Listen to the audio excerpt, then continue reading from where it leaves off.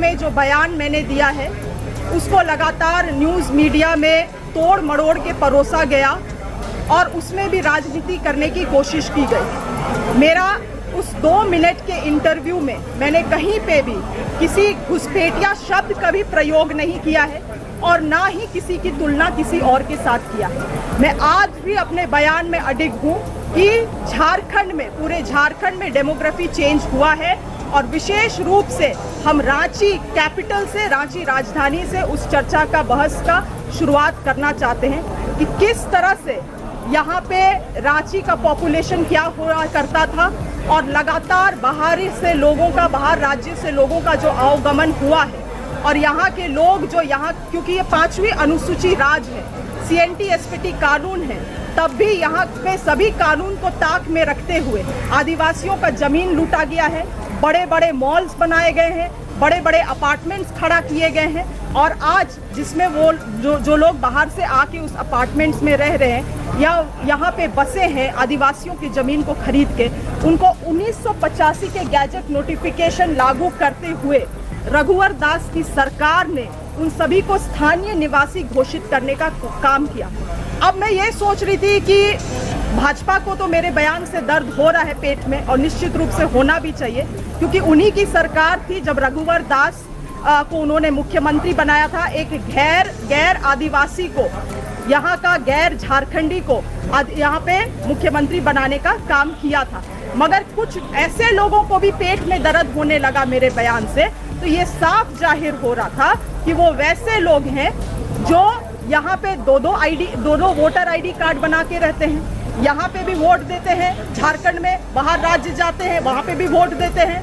वो लोग हैं जो 2 राशन कार्ड बना के रह रहे हैं, यहाँ पे भी राशन लेते हैं, उनका परिवार वहाँ दूसरे राज्य में भी राशन लेता है। तो क्या ये चिंता का विषय नहीं है कि झारखंड जिनके लिए बनाया गया वो लोग कहाँ जाएंगे, उनका अधिकार कहाँ जाएगा?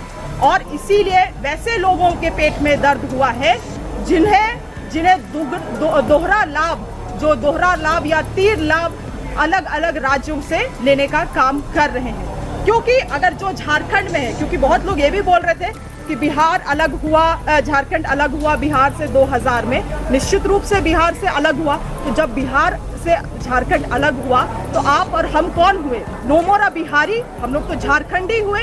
तो जब अब हम बोल रहे हैं कि लोग बिहार से आके यहाँ के आदिवासी मूलवासियों का राज्य का अतिक्रमण कर रहे हैं, तो यहाँ पे कौन लोग हैं जिनके पेट में दर्द हो रहा है? ये बात मैं जानना चाहती हूँ। साथ ही साथ तो डेमोग्राफी चेंज का बात हो रहा है पूरे रांची में, आप देखेंगे, और मैं इसको मनगढ़ंत चीज़ों के साथ नहीं, 1991 का जो जनसंख्या है का डेटा है मेरे पास और जो उसमें रिसर्च कराया गया था, उन सभी आंकड़ों को लेकर मैं आई हूँ। और यहाँ पे साफ आप देखेंगे कि झारखंड के आदिवासी जनसंख्या 1900 में 65% था और 1991 के जनगणना में वो घट के 27% हो गया।